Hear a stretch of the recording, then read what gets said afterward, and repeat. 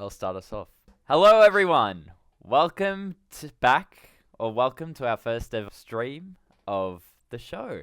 I'm Austin, and this is. Raja, Me, it's Camille. What's up? And hey, welcome to the let's get right into it, man. first part of the first episode of the show. Yes, sir. But yeah, let's get right into it. It's the Western Conference Finals. We've seen some intense games, and we want to talk about obviously the most recent game that has come past. The New York Knicks and the Cavs, a historic comeback for the books. What do you guys have to say about that? I thought the game was over for sure. Hey, I'm watching this. At one point, they were down like 70-59, right? Yeah, And they it went was up. something crazy. It was a 20-point lead, I believe, 20 or 22 Yeah. points.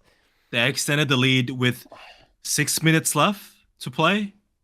Yep. And this kind of remind me of when the Lakers came back from the Rockets, you know what I'm saying? But that was like 6 points. This was a 20-plus point lead. And then the Cavs said, hey, we good. We'll let you have it. And the weird thing is when teams come back, make a comeback run like this, usually everyone's firing off all cylinders, right? But you watch this and it was literally just Jalen Brunson. It was like one guy. It was, but what I will say is within those final minutes of the game, I wouldn't call them role players, but the players surrounding Jalen Brunson did inherently step up.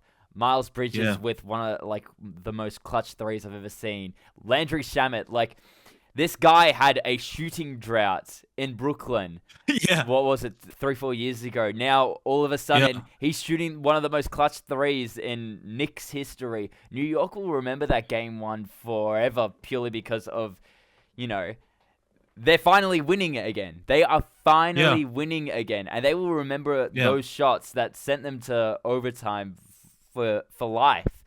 What's it called? And once it went to overtime, it was just over. Look, Mike Brown, that's the coach, right? He tried calling that timeout as soon as they grabbed the rebound in the last second of the clock. And I will say that was crazy on the refs for not even being able to call that for the New York Knicks. But those Cavs lost all momentum in that game. This game one was a serious killer for them. And look, even with James Harden, I will say people give him a lot of slack. And to be honest, it is deserved. It is straight up deserved. After the performance that I saw today, 1 of 8 from 3, forget about it, man. This was a throwback, basically, to what he did with the Rockets in Game 7. Listen, five field goals. He had 6 turnovers. As one of the best players on their team, you have more turnovers. And this is the one thing that we always talk about, dating to the last series against Pistons, the first series against Toronto. The turnovers, he just cannot limit that. It just spills for sure. And it's unfortunate because of the fact that the thing with the Cavs is they have such a good supporting roster around Donovan Mitchell. Yeah. They have really good players. It's just that when you try to facilitate the ball through what's presumably their second option, and the second option isn't showing up, unfortunately, when it comes to the playoffs, it doesn't translate to winning basketball. Camille, do you got any notes? I mean, look, he shot 1 from 8 from 3. If he is not hitting his step back 3, or he can create a shot for himself, he's in trouble because he's a net negative on defense. Period. So the enemy, the Knicks or whoever they're playing, they'll just get the easy baskets here and there just because he's on the. Right. He has to produce on offense. Otherwise, he's a net negative total. Yeah, I mean, I was never the biggest James Harden fan to begin with, but what he did in Houston and carrying that team, and that offense, that was something. But I don't think at this stage of his career he's playing winning basketball. Like, it's fine for the regular season. It's different. Yeah. They're, I mean, look, the Knicks, as soon as the fourth quarter started, they turned the switch. Cavs ran out of gas. And that was pretty much it. I mean, the Cavs scored 3 points in overtime. You're not gonna win nothing. You're not gonna win. It's just not happening. I mean, I don't know. It could be a quick one going from here. I'm worried for the Cavs, to be quite honest with you, because Donovan Mitchell played well. What if he has an off game? Yeah. It's over with. And the one thing we say for sure with the playoffs is, look, when you're playing away first, all you want to do is steal the first game. I mean, not the first game. You just want to steal one game away, and you come back home, defend. I'm not saying it's gonna be a sweep, but the next game, game two in New York, it's gonna be almost impossible for the Cavs to win because now they got a different type of confidence, right? Hey, we down 20 plus points with however minutes left. We beat them. We came back. Yeah, it went to overtime, but we came back. We can do anything we want here against these guys. And Push, I mean, I'll add as well, look, it's not all over for the Cavaliers. They were able to come back when it came to Detroit. And they made it work. They did make it work. And they made it work before. It's just, and once again, even with the role players as well on that team, Sam Merrill has been hitting some ridiculous shots. And there was the last shot of the game by Sam Merrill. You heard Mike Breen in the background inadvertently just interrupt himself. He interrupted himself from going bang because it went in and just swooped out. Unfortunately, every moment was against the Cavaliers, just how every moment for the past 40 years has been against the New York Knicks. Maybe the tide is turning, who knows? But to move into our next segment, the tide looks like it is turning against one of the best teams in the NBA when it comes to Oklahoma City. I know you're happy about this for sure, Austin. Talk about it.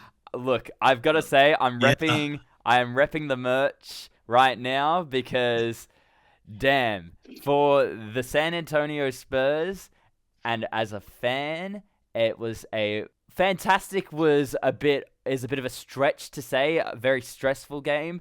Coming into that game, hearing De'Aaron Fox was out was very much a big loss for the team of San Antonio. I will say going into a home court advantage OKC. Look, even with prior wins, with the 4-1 win-loss between the Spurs and OKC, at the end of the day, playoff basketball is different. And we wanted to see that between this matchup. It's kind of the rivalry that everyone's looking at. People have been saying that it is the finals that we're all kind of expecting. It doesn't really affect us as to what happens any further than the Western Conference Finals because it just feels like the finals are kind of now with those two teams. But, man, what a game. Do any of you guys have any thoughts from what happened there at all? It was just insane. What do you think, Emil? Hey, look, obviously one of the better games in the past decade that we saw, let's put it that way, as an objective viewer. I mean, fantastic basketball from both teams.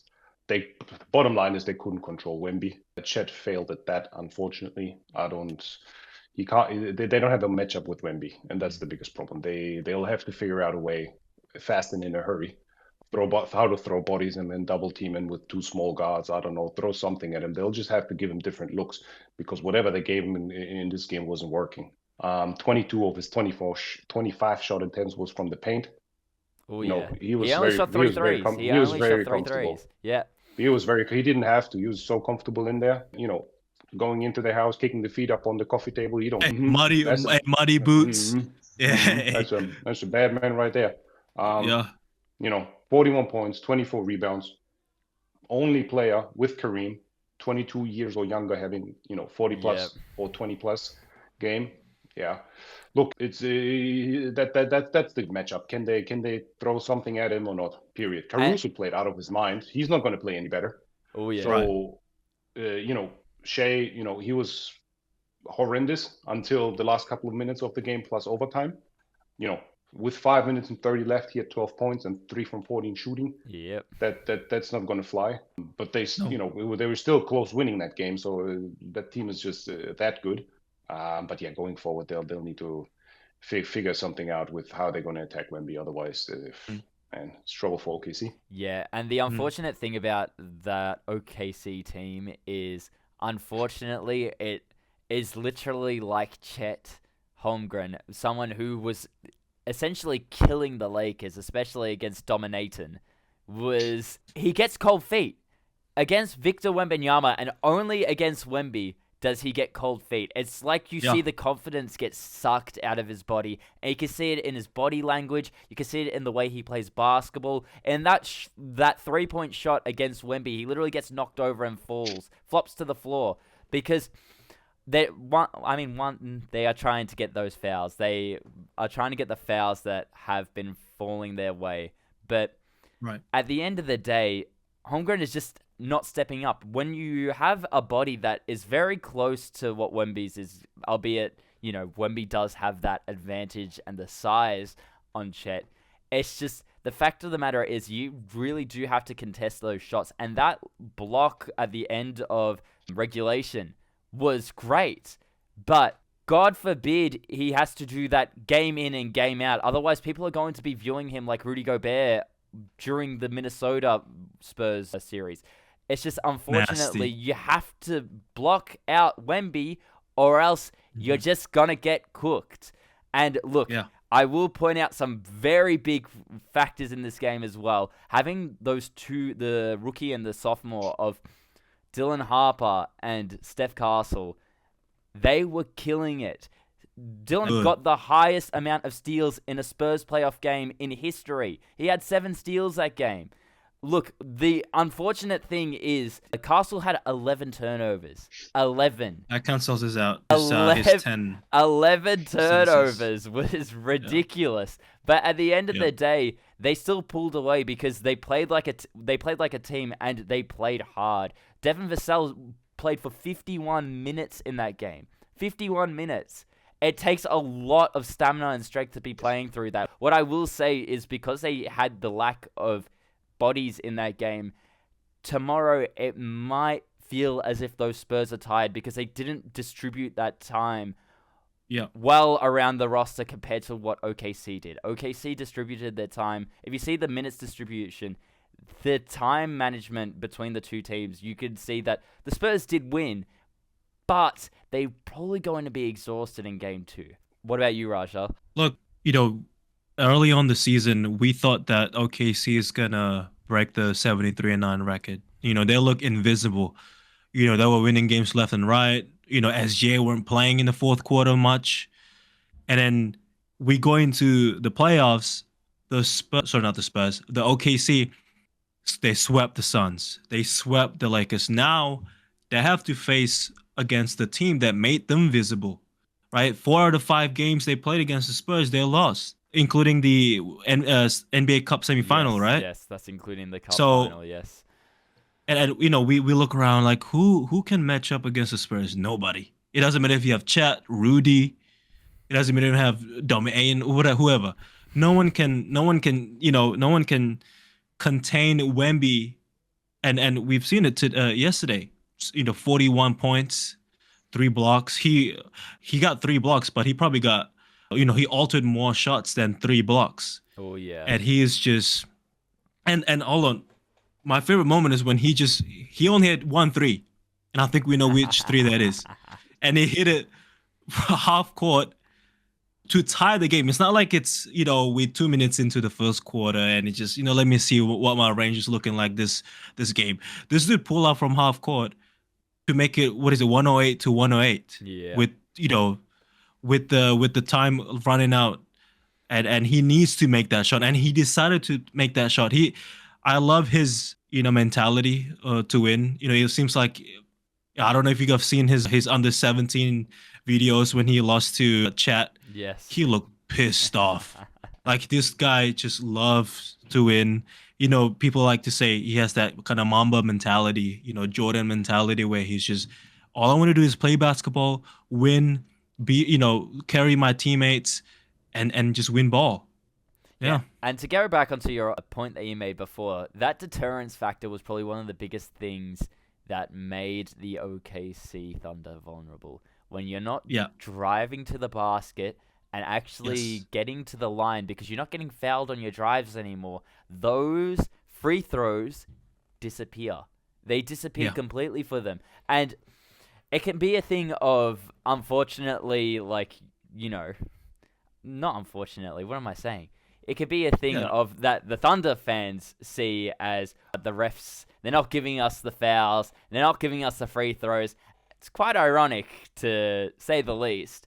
But the man is literally deterring your players from going to the basket. And if you see the footage again, every opportunity that the Thunder had, when Wemby went off and Cornet came on, they were going at it, and they were rewarded. When I remember, I think it was a stat that came up midway through the fourth quarter. When Wemby was on the court, they were 16 of 50, and Wemby was off the court, they were 10 from 16 from the field. It's just a ridiculous stat that it kind of goes crazy and is a very big reflection of the Aliens' dominance. But yeah, I believe as well we shouldn't overreact. At the end of the day, it is a 7-game series. We don't want to be overreacting and say, oh, the Spurs are going to the finals, it's going to be Spurs, Knicks, because it's just been one game on both sides. It has. Right. And we saw it with Minnesota as well. They won game 1 at San Antonio. It's just depends on whether or not that Spurs team has the will to be playing at that same level for the next 4, 5, 6 games, maybe even 7, because at the end of the day, this has been one of the most competitive starts to a series yet. Any other words, guys? Okay, Shea needs to figure out how to get his shit going early on, because he needs to drive. Caruso, like I said, Caruso's I love Caruso. I love me some Caruso, but he's not going to have a 31-point game, in between a 6 or 7 game series. So Shea needs to get his game going early on. He's not going to get these cheap fouls that he's getting in the regular season. It's just not happening. Shout out to the officiating of that game. They should get a shout out, because usually we're the ones to criticize them first thing in the morning. When that's right. So hey, give them their roses when they deserve them. So there was great officiating right there. Chet needs to toughen up a bit. He, stop the flopping. That iconic 3 happens because he's getting blocked out and is, falling to the ground.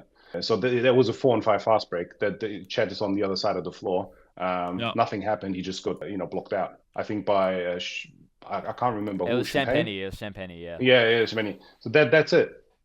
He's flying. It's Air Chet flying 5 meters. What are you doing? It's just, boom. Obviously, when we pull the trigger, get that iconic 3. Yeah. I mean, look, we shouldn't be overreacting, but that game has so many nuances to it that it's so interesting to dissect it, I guess. There's a couple of things I want to talk about later in our more freestyle segment here. I have a couple good thought experiments. I'll get back to that later. There's a couple good takeaways. I think I'm really curious to get your opinion. Well, that's it for me for that game. Yeah. You know what I will say, unless you have anything else to say, Raja. Yeah. Go for it. No, I just the first 3 games against, this is SGA we're talking about. The first 3 games against Lakers, obviously they swept the Lakers, but I'm just looking at kind of microscoping SGA here, the MVP. By the way, we didn't mention that game was his trophy night, right? Yeah. Wemby is pissed off, but anyway, the first 3 games against Lakers, he was, I want to say, contained. Marcus Smart did a fantastic job, but it was only until game 4 where he kind of went crazy back to his SGA mode, right? Other than that, he was a bit quiet. And this game as well against the Spurs, he was quiet. Without those free throws, we're not looking at the same numbers that SGA usually puts up. We always say SGA is gonna drop at least 30. We always say that, but in the playoffs against the Lakers and against this first game against the Spurs, he was a bit quiet. I'm not saying that this is James Harden type of choke, but if he doesn't come back in game 2 and drop at least 30, uncomfortable conversations, not gonna lie. Yeah, and I've agreed with a lot of what I've seen online as well. If the if the Thunder does not win game 2, they will be in serious trouble. If they lose that second game, I personally think it's over. But once again, it's just a thing that we have to feel out and go game by literally game by game for. Yeah.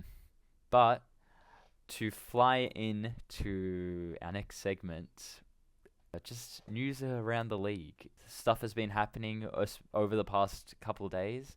I think we can start off with the departing of Jason Kidd. How crazy is that? Went to the finals what 2 years ago. Now 2024, yeah. now he's gone. He's left. He's dipped. And I thought he was going to be a part of that franchise for a long time. Camille, what do you think? Yeah, I thought so too. I think, look, I'm not surprised since Masai came in. He likes his guys. So I'm not surprised. Yeah, I think they need a clean slate with what happened with the whole Luka trade, and he might be involved, he might not be involved. Cuban is saying things, and he's saying different things. It's just I think there's a lot of bad juju in that house. So Masai coming in, I might be looking at like a Nick Nurse type guy to bring him in as a Mavs coach. Could see that work. They made it work before, so that I think I wouldn't be surprised if that happens. If I'm Kyrie, I'm picking up places where I like to be. Because if we're cleaning house, then Kyrie's next on the chopping block. Yeah. That's going down and never played a game with Cooper. Just the other crazy bit.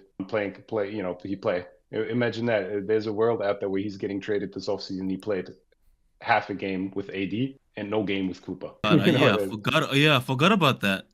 Yeah, it's crazy. I mean, yeah, I don't know what they thought with all these trades, but anyways, it is what it is. Well, how many years left does Kyrie have on his contract? If anyone knows that, because then, you know what? I might move that into kind of another thing. If Kyrie Irving had a destination other than the Mavericks to be playing on, if they want to start that clean slate for Coop, that's totally all right. But where would Kyrie Irving go to play? Wolves. I'm screaming it. Go to the Wolves. That'd be great, actually. It would be fantastic. Hold on. Get rid of him for Randall. If he stays healthy and they could somehow get Randall, get a couple picks from the Wolves, Mavs can sort of rebuild with Cooper, and the Wolves can attack. They'd have Kyrie, and that's the best. If Kyrie can stay healthy, it would be a very dangerous smart move. And by the way, he has next year, mm-hmm. and then a player option for the year after. Okay. So it's actually, it gives the Wolves 2 years basically with him. I like the take. I like the take of the Wolves. What about you, Raj? Do you have any spots for any good fits for Kyrie Irving? I could give one. Hey, you know what? Because he's injury prone. He's been injured quite a few times this past few years. Mm-hmm. LeBron is coming to an end. Hey, let's team up one more time. First round exit, swept, whatever it is. Let's have a good time. No, but in all seriousness, the Wolves, it's a good idea because that brings in another kind of championship experience, especially Kyrie, who's actually been there, done that. I'm looking at that. Speaking of the Wolves, I'm so disappointed in that team because they traded away Cat thinking that Julius Randle is the solution. I know they got Dante, but he's gonna be out next season basically. But Julius Randle, that game, 3 points, bruh. You telling me you're starting 4, you're starting 5, Rudy Gobert and Julius Randle combined 3 points and 7 rebounds. Sorry, and 10 rebounds. Rudy got 3 rebounds. He scored 0. But I think if they want to bring in Kyrie, they gotta look at that Julius Randle. Maybe like you said, Austin, a trade for Julius Randle. Yeah. But salary wise, it would match. It would. Salary wise, it would match slightly. The Bulls will have to throw in. A cheap body, but it would match. And also, you got to realize the Wolves, they love defense. Kyrie, as we all know, he's not a defensive guy at all. But I'm looking at, before we solve that Kyrie whole thing, I'm looking at Rudy and Julius Randle first. Oh, yeah. Like you said, for the salary matchup. But I'm looking at how do we solve. Yeah. What about I mean, look, the Randle contract looking really bad right now. It's looking terrible, actually. It's not looking bad. It's looking terrible right now. There's a lot of contracts that's not looking too good. Maybe I'm getting ahead of myself here, but just to get out of the box real quick, that Joel Embiid, he's gonna earn. Actually, he hasn't even started yet. He's gonna earn 190 for the next 3 years. Hey, I have that on my hot take today. Oh. I'll do that No, right okay. now because that's a good one. All right. You know who the second winner? You know who the second winner was yesterday besides the Spurs? The Spurs, excuse me. Who? Joel Embiid. Oh yeah. Joel Oh, yeah. Embiid. Oh, Only yeah. him and only him and Jokic. Those are the only two players in the league that ever give Wemby trouble. Trouble. I'm not saying they can, in a game in a 7-game series. Yeah, well, I will say Wemby's going to be fine. It's the Embiid only two definitely players. Embiid definitely Dude, gave him that Wemby- welcome to the NBA with the 70 points that he dropped on his Mhm. edge. Giannis, Remember that? Yeah. Giannis's trade value was non-existent before yesterday's game. Here's the thing. You know when Shaq was that dominant and everyone just Yeah. had a random 7-footer or two in there, just like a big body just to throw at him and get him into foul trouble Yeah. and just like try something. OKC need that guy. Then you just need a big body in there because Chet is obviously, I don't know, he's Who you not. saying? Yeah, what Giannis are you or saying? Embiid? No, I'm saying, get Giannis. You need to match up Wemby going forward. He's not going away. Like you will need to, if you want to go into the NBA Finals from the West. If you are OKC, if you are whoever, you have to look at Giannis now. You have to. I know. Giannis for who? I know it's crazy. For Chet, Giannis, put it on the table. for If- Chat. Look, if he had a bad game, what? Well, that's what it's. I don't think it's that hot of a take, Raj. Let me cook. Let him land. If Chet bounces back and we are going 6-7 games, no matter if they lose or win or whatever happens, okay, we're fine. But you cannot they'll not go Wemby's not going away and he's only getting better. You Yes, have to That's for sure. match up against Wemby. He's so good. Yeah. You will need a matchup against Wemby. Those teams in the West, they will need a matchup against Wemby. I'm looking at the Lakers too for Giannis. I'm looking at everybody. I do agree with Camille though, Raja. You need someone. Camille, For Chat. the only way they are doing that though is if they lose the series. Yes, and Chet looks really bad. I don't think they'll do it anyways, to be quite honest with you. I think they'll give it another year or two. But let's imagine a world where they go, we are in the Western Conference Finals in 3 years, Right. and they lose again to the Spurs. Whatever happens this year, they'll lose again because they cannot contain Wemby, and Chet is looking bad. All I'm saying is Giannis's trade value, it's existent now. It was non-existent. I don't know if you guys watched Alright. the playoffs last Yeah. year as well, but even with those playoffs last year with Chet, he was kind of underperforming last year as well, especially the first In the couple of finals. rounds. Even the finals, those games that they lost against the Pacers, he didn't cop enough slack for those losses because he just wasn't stepping up. And I feel as if there is a level of underperforming when under pressure. But once again, we will see when it comes to the next whatever 3, 4, 5 games that they play against the Spurs and see if he does step up. But I agree with Camille. It just the big thing as well is Chet Holmgren needs to maintain his value. That's the biggest thing. If he chokes like Jalen Duren did this playoffs, right? If he chokes as bad as Duren did, unfortunately, I don't think he will maintain that value because when you're going for a championship team and you can't defend against Victor Wembanyama, then you're not going to have that value anymore, unfortunately. Yeah.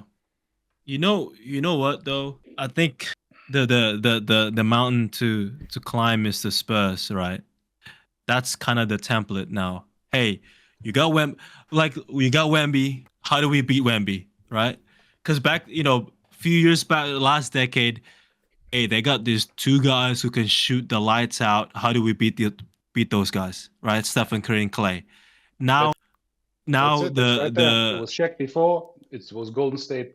It's the same situation. You need a matchup against Wemby. You're not. Unfortunately, for the rest of the other 29 teams, they do not have a French 7'5" dude that can play both offense. Let's just talk about that, right?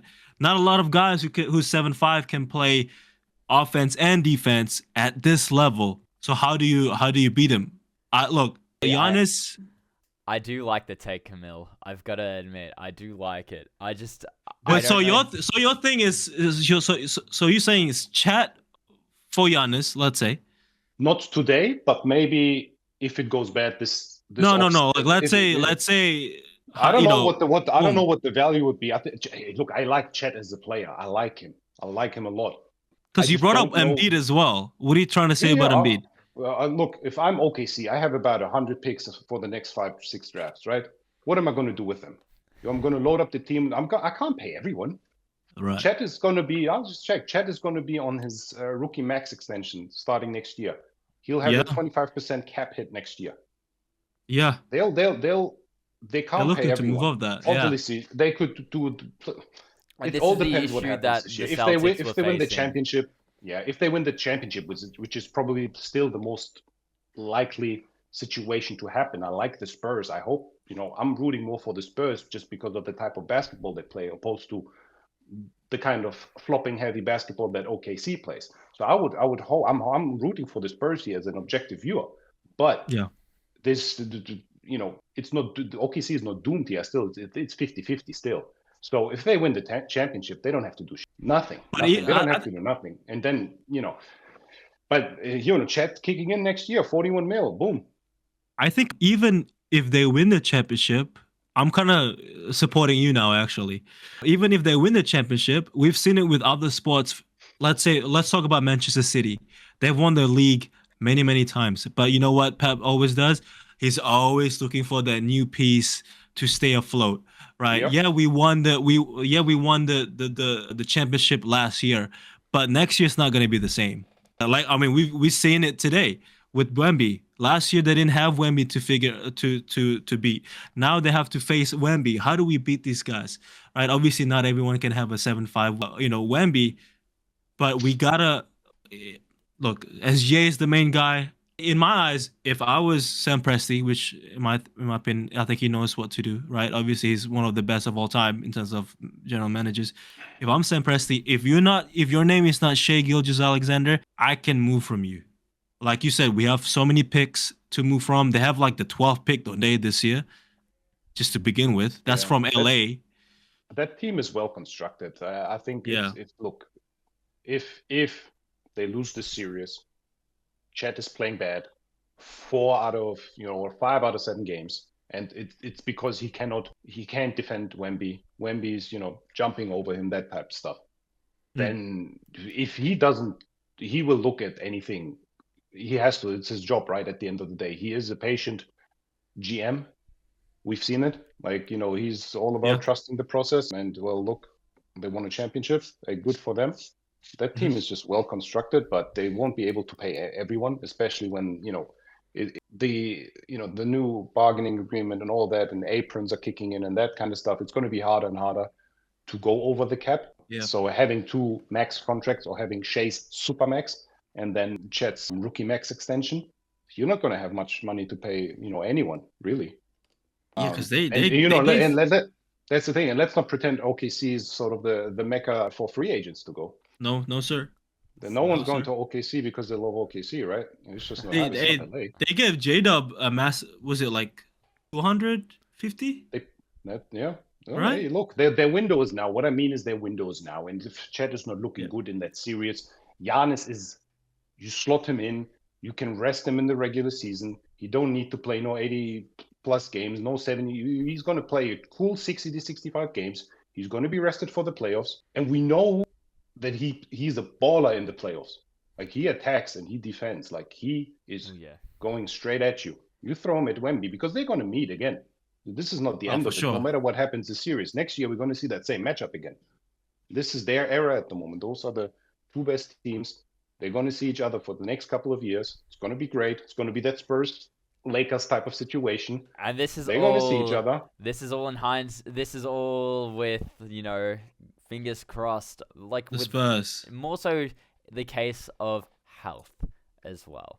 Yeah. At the end of the day, right, this is all theorizing of if these 2 teams are perfectly healthy.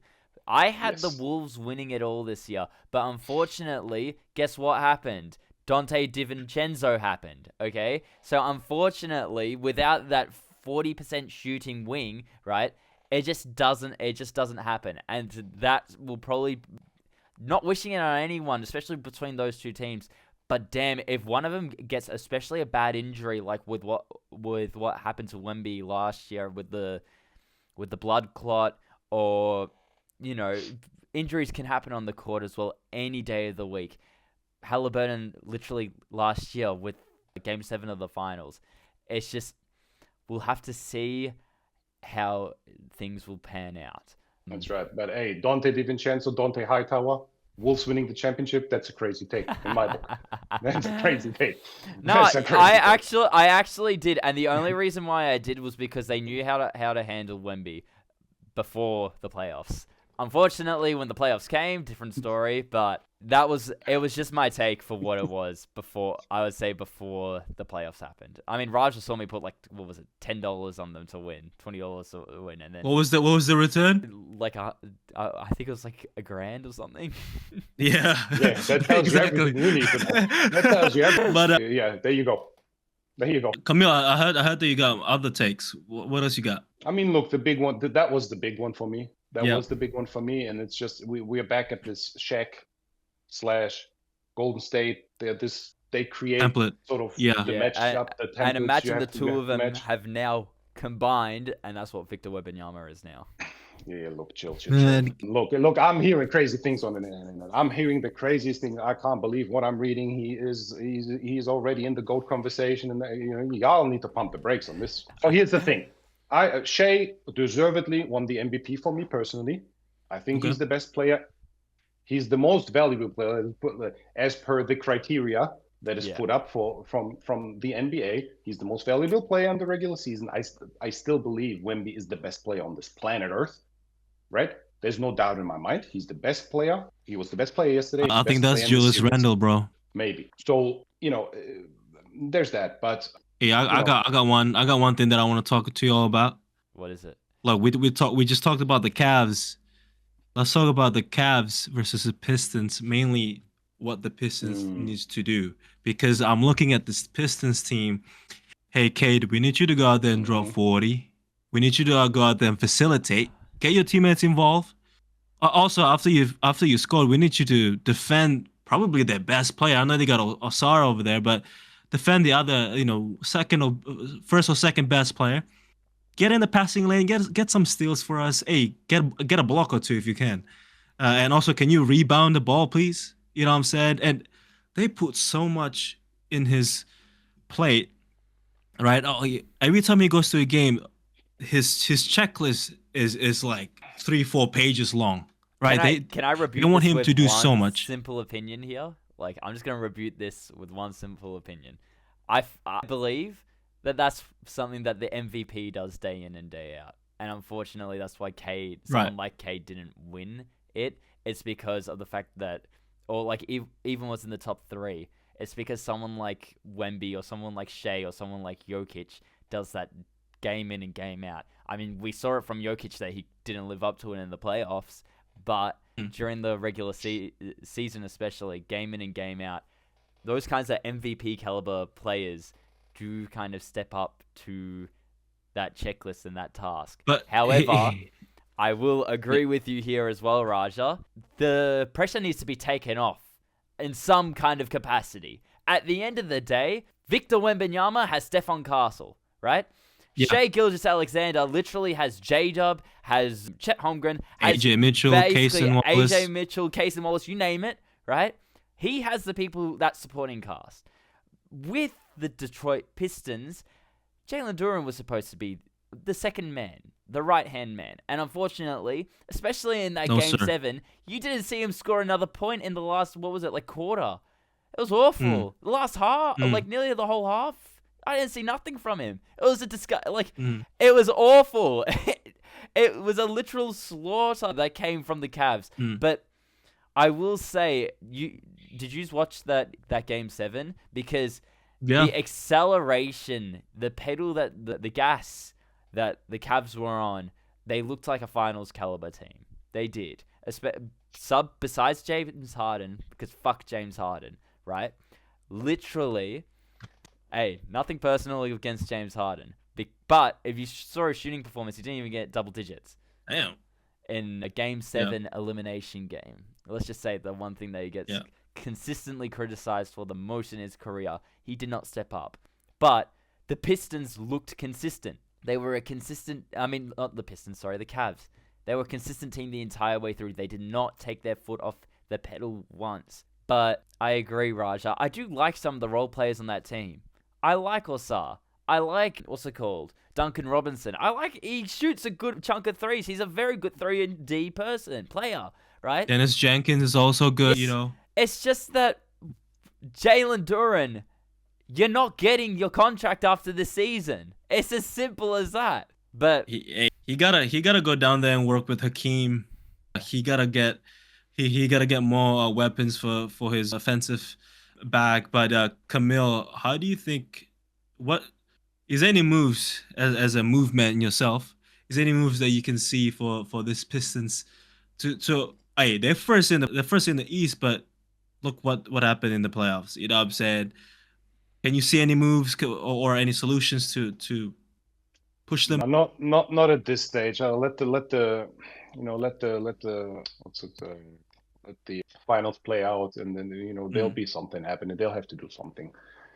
They'll have to figure out what to do with Duran fast and in a hurry. Do they pay him or not? Yeah. I don't know, mate. Look, the thing is, if they don't pay him, they're in trouble. If they pay him, they have a big hole. Bottom line is, if Cade has a slow game on offense, they don't have enough firepower to compete in today's NBA, especially with the Cavaliers. Everyone can score on that team, basically. It's look. I wouldn't go as far as say F Harden, but he's 36 years of age as well, right? Let's put that in. He's 36. It's not the Harden from 5. It's not the Harden from 5 years ago, and that's okay. He has his legacy.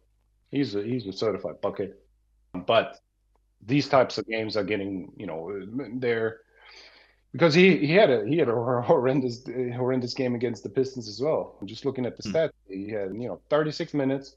Give me 9 points. Excuse me? 2 out of 10 field goal. That's 9 points more than me, and I was here. Cool 20% from the field. 3 points. 0 from 6. 5 out of 8 free throws. That's what I can offer you. 1 turnover. Hey, look, talking about moves, like I said, going back to Wemby and the Spurs, how can you? The main question is, how can we beat Wemby? Right? All the other 29 teams must ask themselves, how do we go into San Antonio and beat this guy? If you're big man center, like Jalen Duren, like Rudy Gobert, like Ayton, right? Just to name a few, those guys can't shoot. Those guys can't take out Wemby off the paint and affect the way they play defense. You're gonna have not a lot of success against those guys, because we've seen it with the Spurs versus the Wolves, right? Rudy Gobert, Wemby can just kind of calm down on defense, because knowing that Rudy is not going to challenge him, he's not going to shoot the ball. All he's going to do is set a screen, and hopefully you get the second chance rebound, offensive rebounds. Other than that, you need guys that can shoot the ball, especially as your center, because the main question is, how can we beat Wemby? I will say, in that game 1 of the Wolves versus the Spurs, Wemby had a historic game. He had a triple-double with blocks. But the issue was blocks. He shot 0 for 10 from 3. And the reason he shot that, he was scared. He was scared to go into the paint. He was scared to go up against that physicality of the defense. But at the end of the day, it was a feel-out game. Wemby's first play, like the second series. Second round. Right? And to feel out someone like Rudy Gobert, that big of a defender, you have to challenge him in a multifaceted amount of different ways to make him question himself. He questioned his own ability to shoot 3 inches away from the bucket that game. That's why he was going out shooting literally not lights out, lights on from 3. It was lukewarm. He was cold. Sorry, he was cold as 0. Tell me why you're shooting 0 from 10 from the 3-point line when you're 7'5". And unfortunately, you have to challenge someone to get that cold feet. Otherwise, and become like Chet was in game 1. Otherwise, it's just not going to translate into winning basketball. And I've said this once, I've said it again. If you don't challenge, you're not going to win. And people said physicality, get physical with him. You're going to have to take him away from the bucket. And Randall and Gobert really did challenge him sub Game 6. You can like put Game 6 as an outlier because those other 5 games, they really were trying to challenge him at that with their bodies. Pause. But like, what's it called? They were, and that's why those games were such like a physical bloodbath. The fouls in those games went through the roof because they called basically every hit, and there was still a lot of uncalled physicality, and Wemby still pushed through. So it's not the case of like how to stop him. It's more the case of forcing him to pass up, even just shooting, and being able to mentally challenge him. Unfortunately, from what I've seen on the court, that mental challenge for him is the only kind of blocked up thing that will stop Wemby from winning games. That and stopping his teammates. As like I've seen in the playoffs as well, every time De'Aaron Fox has a bad game, that pressure is put on to Wemby, like big time. And if you can stop his teammates from shooting good, at the end of the day, it's a team game. You will be able to stop the beast himself too. And yeah, I think that's the only way you're going to really kind of stop the bombardment of San Antonio, from what I believe at least, and from what I've seen, basically watching almost every game this year. I mean, look, Darren Fox will be an interesting conversation if Dylan Harper's bowling out. Yeah, especially that salary. I don't know why the Spurs ended up giving him. I think they gave him a max contract. He's making $50 million a year. De'Aaron. Who, D-Fox? Yeah, D-Fox is making $50 million a year. Yeah. He's making $250 on a cool 5-year, I believe. Yeah. Oh, when did they give that? There was nobody available. There was nobody available at the time, right? So No. their window is now. So what do you do? It's one of these situations. You just gotta do what you gotta do, I guess. What I will say is Wemby is still making only, I think it's $19 million for next year as well. He's still on his rookie contract. So that's the best $19 million they will spend, man. Oh yeah, they got the most bang for their buck for Victor Wembanyama. Same with Stephen Castle. Same with Dylan Harper, and especially same with Julian Champagnie. He's only making. I don't even think he cracked the mill. He's like only making, I think, 1.6. He's not making a big bag from the San Antonio Spurs because he was unsigned, undrafted, right? Yep. Yeah. He so was Darren waived Fox, from the his new Sixers. contract kicks in next year. 4-year, 228. Next year's 51. Highway after robbery of San Antonio. And then What? 63 and estimated 63 in the last year, depending on what the salary cap's going to be. But Can we? Hey, can we talk about this Joel Embiid? Man, I'm so I'm so sick of this Joel Embiid, man. Dude is making, $60+ million for the next 3 years. He's never available, right? Even when he's available, I really like. Look, I'm only talking because Maxi and VJ. I'm only saying this because they have a great backcourt now. Maxi's not going anywhere. VJ is obviously in his first year, rookie year. I forgot about PG as well. God. Yeah, the unfortunate thing about that Sixers team is the salary. They are kind of in a bit of a, how do you say it? Like, they're in a bit of a purgatory when it comes to that salary. They are giving away $100 million. Oop. Oh. I think my phone just died. That's all right. We can still hear you. That's all right.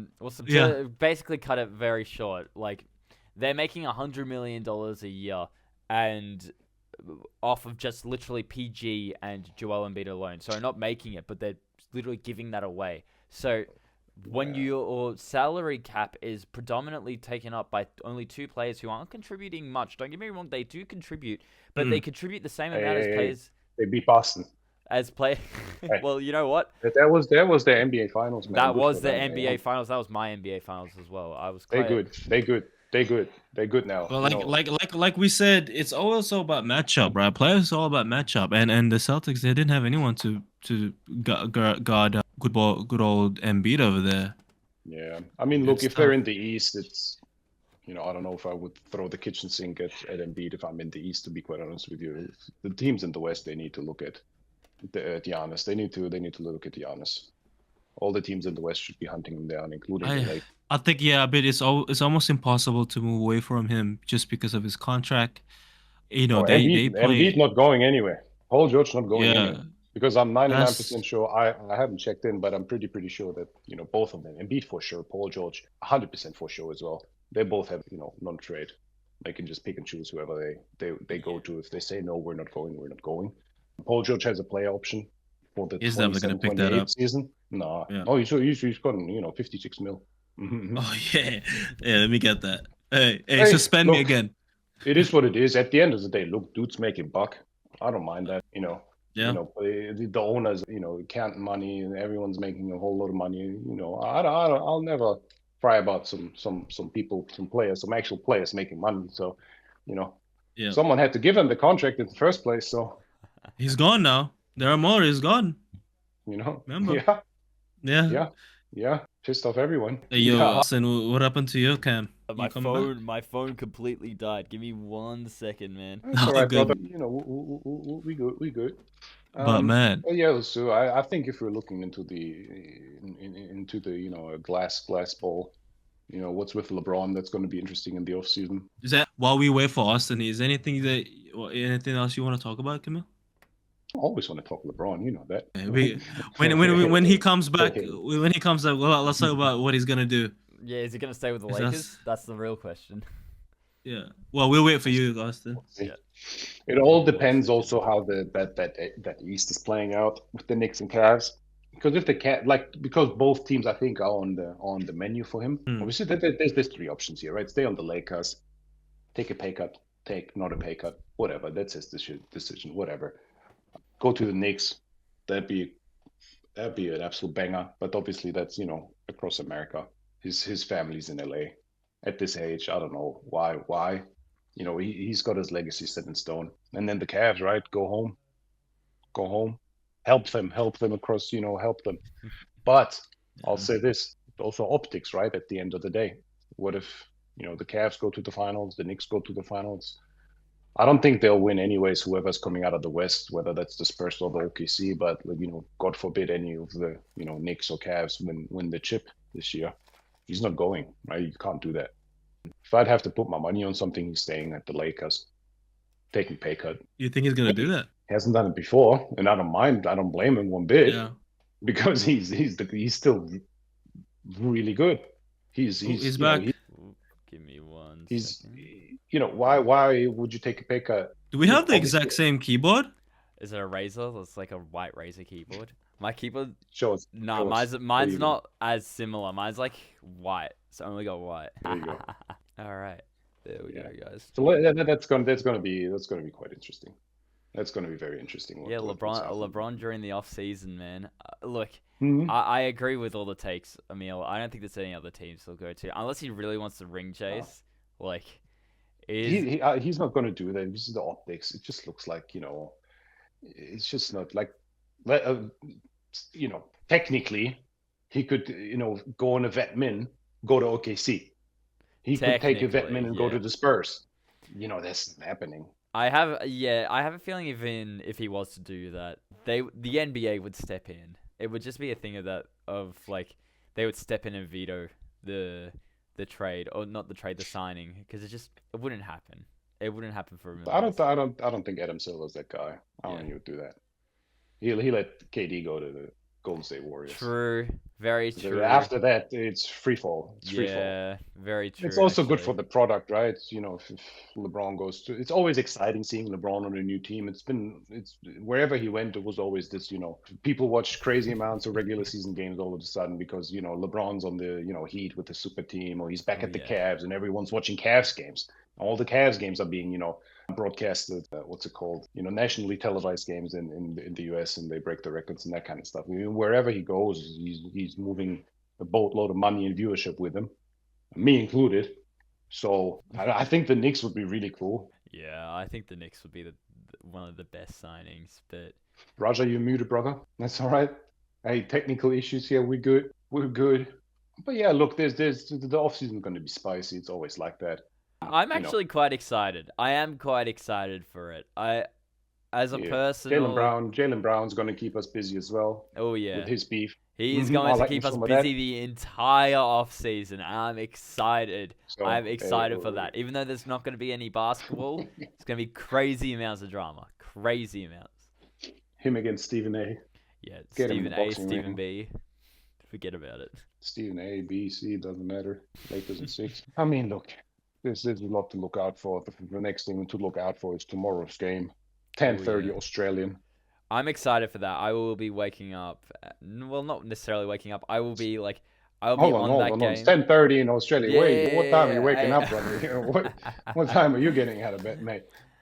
Nah, I will be out of bed. I will be watching that game. Oop, Yeah, it's the one to watch. It's there. it's Have okay, your brother. AirPods died? Can you hear us though, brother? Could you hear us? Can you hear Yes? us through the laptop, or was your input just through the AirPods? No, no. We can end it here then if you want. If you want to, you can Hey, say. I'm done with all the segments. Yeah, I'm done with all I'm the done with segments everything I wanted to say. Raj, we love you anyways. There you go. Give us a thumbs up. Hey, All look. right. Hey, get us out of here. Get Yeah, us I out of here. will. Thank you very much, everyone, for watching the first of hopefully many of these kinds of shows that we have prepared. Hopefully, we will see you very soon to discuss the next kind of wave of games between, the OKC and the Spurs, and of course the Knicks and the Cavaliers. This is Austin, Emil, and Raja all saying, see you later. Hey, see you guys. All love.